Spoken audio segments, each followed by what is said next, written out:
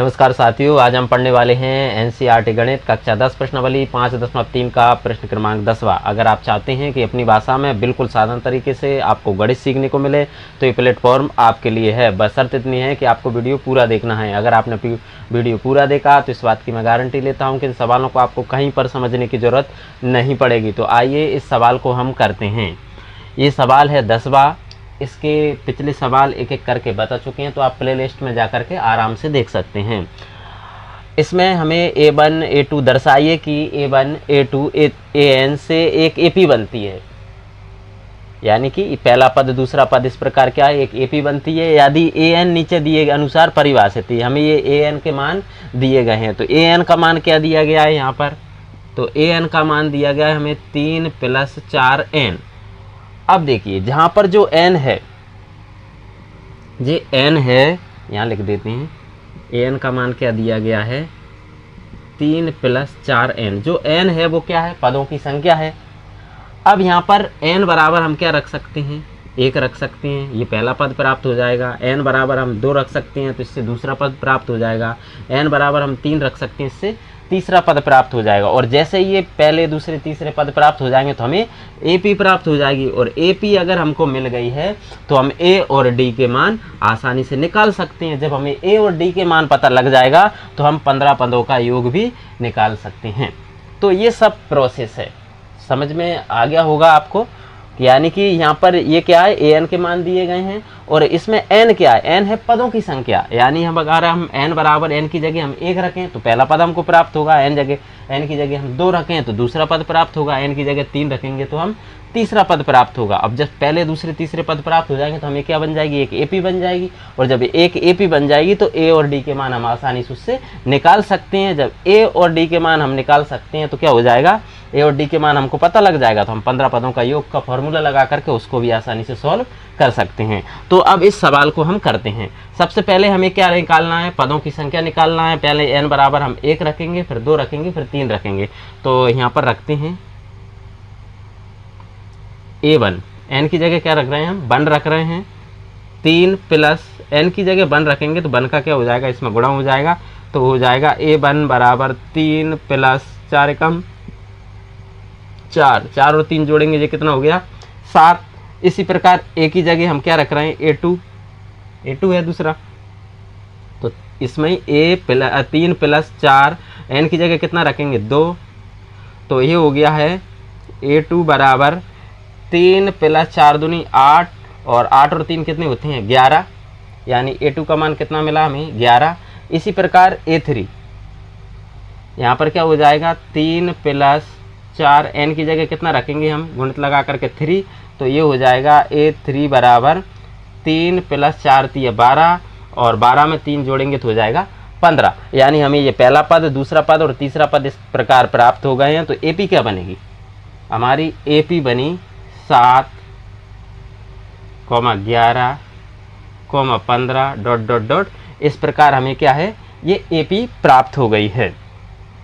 अब हमें A और D का मान निकालना इसमें आसान है, क्योंकि जो पहला पद होता है वही क्या होता है, प्रथम पद A होता है। तो पहला पद क्या है, 7, तो A हो गया 7। और D कैसे निकालते हैं, तो दूसरे पद में से हमें पहला पद घटाना होता है। तो दूसरा पद क्या है, 11, 11 में से हम अगर पहला पद 7 घटाएंगे तो हमको प्राप्त हो जाएगा 4। यानी कि D बराबर हमें कितना प्राप्त हो गया है, 4, और A बराबर हमें कितना प्राप्त हो गया है, 7। A का मान 7 और D का मान कितना, 4 हमको मिल गया है। जब A और D के मान हमें मिल गए हैं तो हमें निकालना क्या है, 15 पदों का योग। तो निकाल लेते हैं।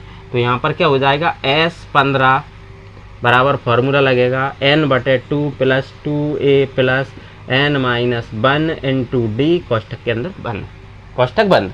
अब इसमें इनके मान रख देते हैं।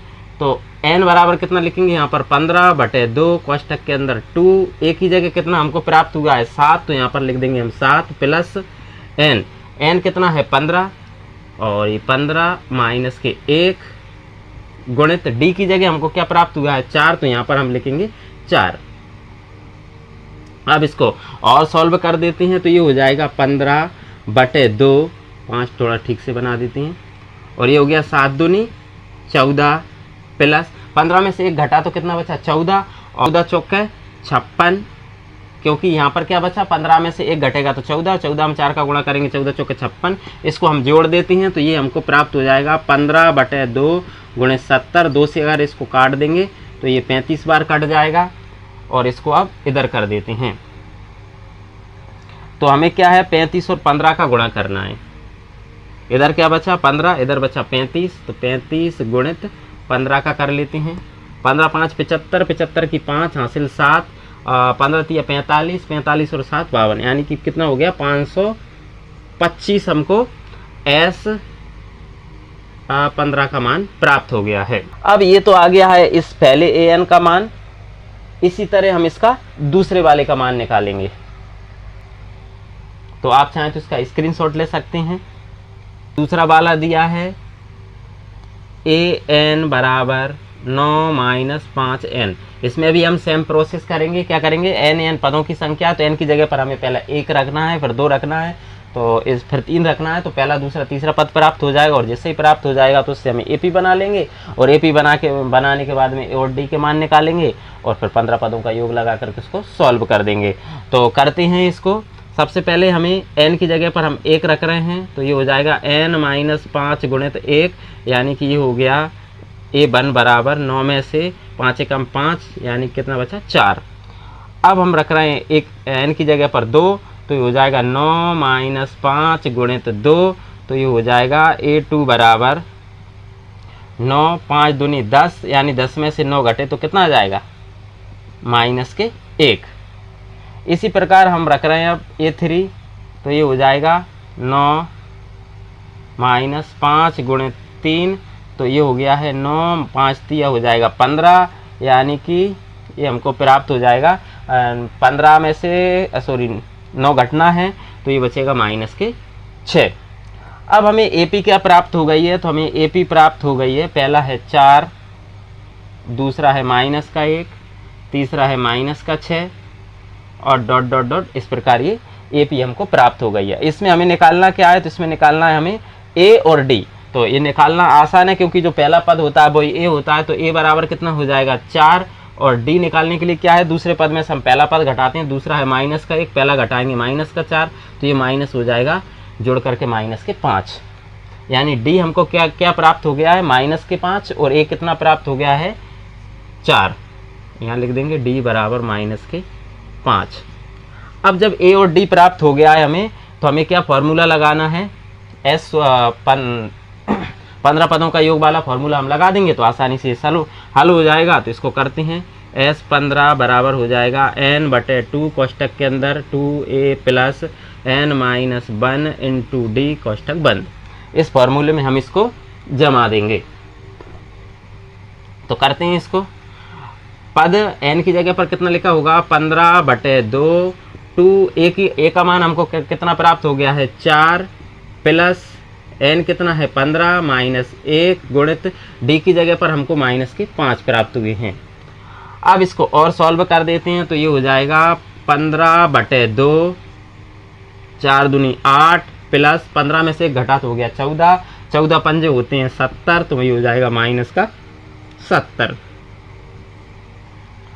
अब क्या हो जाएगा, ये माइनस प्लस माइनस, यानी कि 70 में से 8 घट जाएंगे। कभी भी माइनस प्लस आए तो क्या बड़ी संख्या में से छोटी घट जाती है, तो बड़ा ये हो जाएगा। इसको इधर कर देते हैं। तो ये हो जाएगा 15/2, और 70 में से 8 घटे तो हो जाएंगे 62, और वो भी किसके माइनस के, तो -62। इस 2 से हम इसको कैंसिल कर सकते हैं। 2 3 6, 2 एकम 2, यानी -31 आ गया। तो हमको क्या गुणा करना है 15 गुणित -31, और जैसे ही हम गुणा करेंगे तो हमें S15 का मान प्राप्त हो जाएगा। गुणा करने पर आएगा मान 465 माइनस के। यही आंसर है। इस तरह से हमने इसका दूसरा सवाल किया है। तो आप चाहें तो इसका स्क्रीनशॉट ले सकते। उम्मीद करते हैं कि सवाल आपको समझ में आया होगा। अगर आपको समझ में आए तो इस आइकन पर क्लिक करके चैनल को सब्सक्राइब कीजिए, बेल आइकन का बटन जरूर दबाइए, ताकि नेक्स्ट आने वाले सवालों की नोटिफिकेशन सबसे पहले आप तक पहुंचे। और अगर आपको वीडियो पसंद आया तो उसको लाइक शेयर कमेंट जरूर कीजिए। बहुत बहुत धन्यवाद।